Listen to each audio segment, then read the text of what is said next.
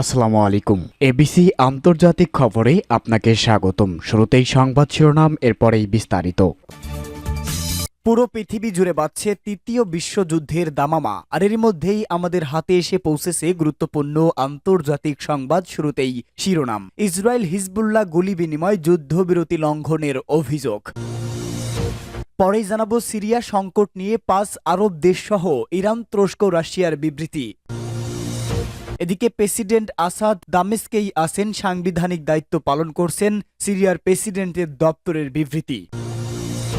এরপরই জানাবো এবার সিরিয়ায় 2000 যোদ্ধা পাঠালো হিজবুল্লাহ।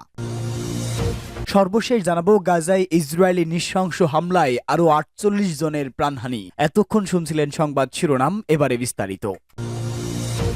ইসরায়েল হিজবুল্লাহ গুলি বিনিময় যুদ্ধবিরতি লঙ্ঘনের অভিযোগ। দক্ষিণ লেবাননের তালুসা ও হ্যারিস শহরে ইসরায়েলি হামলায় কমপক্ষে 9 জন নিহত ও 3 জন আহত হয়েছে।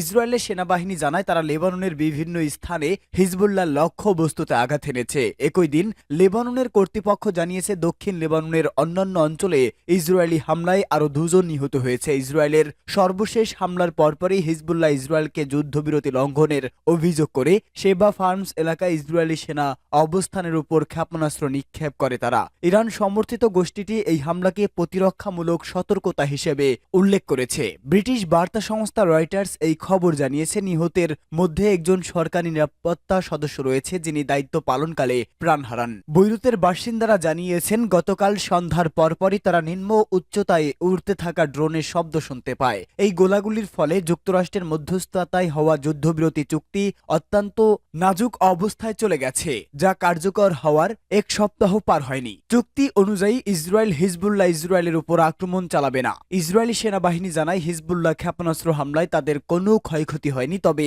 প্রধানমন্ত্রী বেনিয়ামিন নেতানিয়াহু শক্ত প্রতিক্রিয়া দেওয়ার অঙ্গীকার করেছেন। হিজবুল্লাহ জানায় বুধবার থেকে কার্যকর হওয়া যুদ্ধবিরতির পর এটি নাবি বেরি, যিনি লেবাননের পক্ষে যুদ্ধ চুক্তি নিয়ে আলোচনা করেছিলেন, জানিয়েছেন যে বুধবার থেকে ইসরায়েলের অন্তত 54টি যুদ্ধবিরতি লঙ্ঘনের ঘটনা রেকর্ড করা হয়েছে। লেবাননের সরকারি সংবাদ সংস্থা এনএনএ জানায় ইসরায়েলি বাহিনী বেন্ট জবেল জেলার বেইত লিফ শহরের দিকে 2টি আর্টিলারি শেল নিক্ষেপ করে এবং ভারী মেশিন গান দিয়ে ইয়ারুনকে লক্ষ্য করে গুলি চালায়, তবে এই ঘটনায় কোনো হতাহতের ঘটনা ঘটেনি। সিরিয়া সংকট নিয়ে 5 আরব দেশসহ তুরস্ক ও রাশিয়ার বিবৃতি। মধ্যপ্রাচ্য সংকট এবার নতুন রূপে। গাজা যুদ্ধ এবং লেবাননের সংঘাতের মধ্যে নতুন কেন্দ্রবিন্দু এখন সিরিয়া। গত সপ্তাহ থেকে শুরু হওয়া বিদ্রোহীদের সঙ্গে লড়াইয়ে একের পর এক শহরের নিয়ন্ত্রণ হারাচ্ছে প্রেসিডেন্ট বাশার আল আসাদ সরকার। দুপক্ষের লড়াই গৃহযুদ্ধে ধ্বংসস্তূপে পরিণত হয়েছে দেশটির একাধিক শহর।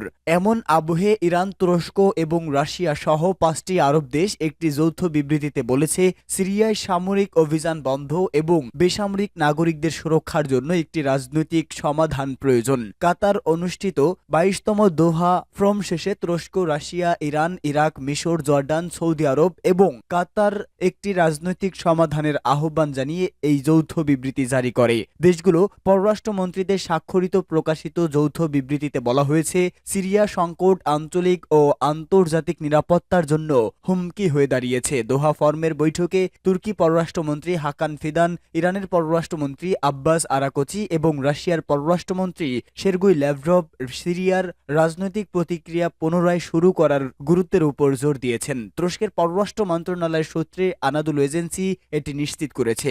এদিকে বিদ্রোহী গোষ্ঠীর নেতৃত্ব দেওয়া ইসলামপন্থী হায়াত তাহরির আশ-শামস ঘোষণা করেছে সিরিয়ার সরকারি বাহিনী এর বিরুদ্ধে একটি আশ্চর্য আক্রমণে তারা হোমস শহরটি দখল করেছে। প্রেসিডেন্ট আসাদ দামেস্কেই আছেন, সাংবিধানিক দায়িত্ব পালন করছে, সিরিয়ার প্রেসিডেন্টের দপ্তরের বিবৃতি। সিরিয়ার সরকার বিরোধী বিদ্রোহীদের দামেস্কো অভিমুখী অভিযানের পরিপ্রেক্ষিতে প্রেসিডেন্ট বাশার আল আসাদ দেশ ছেড়ে পালিয়ে গেছেন বলে যে গুজব ছড়ানো হয়েছে তা কঠোর ভাষায় প্রত্যাখ্যান করেছে সিরিয়ার প্রেসিডেন্টের দপ্তর।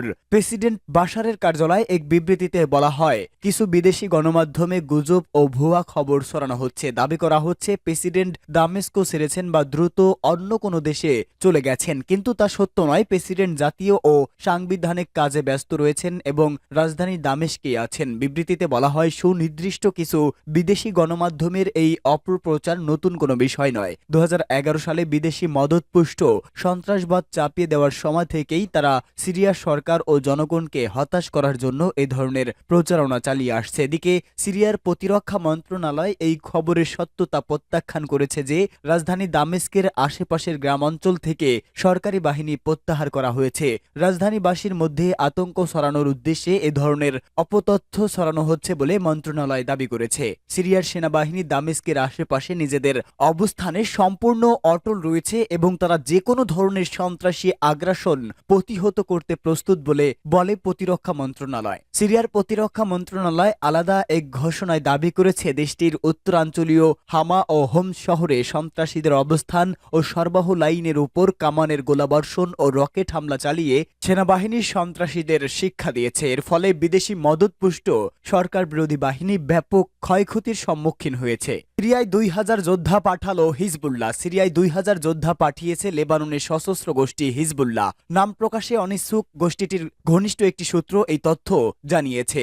সম্প্রতি একটি সশস্ত্র অভিযানে সিরিয়ার বেশ কয়েকটি শহর দখলে নেয় বিদ্রোহীরা। মিত্রদেশ দামেস্কের এই সংকটে এমন পদক্ষেপ নিয়েছে প্রেসিডেন্ট বাশার আল আসাদের মিত্র গোষ্ঠী হিজবুল্লাহ। 2011 সাল থেকে এটি সিরিয়ার যুদ্ধে সক্রিয়ভাবে জড়িত। হিজবুল্লাহর যোদ্ধা পাঠানোর বিষয়টি নিশ্চিত করে সূত্রটি জানিয়েছে, হিজবুল্লাহ যোদ্ধাদের লেবাননের সীমান্তবর্তী কুশৈর এলাকায় মোতায়েন করা হয়েছে। গত সপ্তাহে সিরিয়ার ইসলামপন্থী নেতৃত্বাধীন বিদ্রোহী এই জোট অভিযান শুরু করার পর থেকে হিজবুল্লাহ সেখানে অবস্থান করছে। যুদ্ধে সরাসরি কোনো অংশগ্রহণ নয়, মূলত নিজেদের অবস্থান রক্ষার জন্য সেখানে রয়েছে তারা। এদিকে এরই মধ্যে বিদ্রোহীরা সিরিয়ার উত্তরাঞ্চলীয় আলেপ্পো ও কেন্দ্রীয় হামা শহর দখল করেছে। সিরিয়ান অবজারভেটিভ ফর হিউম্যান রাইটস জানিয়েছে, হোমস শহরে প্রবেশদ্বার পর্যন্ত পৌঁছে গেছে তারা। এবার রাজধানী দামেস্কের দিকে অগ্রসর হচ্ছে।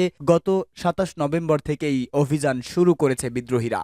গাজায় ইসরায়েলি নৃশংস হামলায় আরও 48 প্রাণহানি। ফিলিস্তিনের গাজা উপত্যকায় ইসরায়েলি নৃশংস হামলায় গত 24 ঘন্টায় অন্তত 48 ফিলিস্তিনি নিহত হয়েছেন। এতে করে উপত্যকাটিতে নিহতের মোট সংখ্যা প্রায় 44,600 জনে পৌঁছেছে। এছাড়া গত বছরের অক্টোবর থেকে চলা এই হামলায় আহত হয়েছেন আরও লক্ষাধিক ফিলিস্তিনি। প্রতিবেদনে বলা হয়েছে, গাজা উপত্যকায় ইসরায়েলের চলমান হামলায় কমপক্ষে আরও 48 জন ফিলিস্তিনি নিহত হয়েছেন। এতে করে গত বছরের অক্টোবর থেকে পর্যন্ত মোট মৃতের সংখ্যা বেড়ে 44,580 জনে পৌঁছেছে বলে বৃহস্পতিবার অবরুদ্ধ এই ভূখণ্ডটির স্বাস্থ্য মন্ত্রণালয় জানিয়েছে।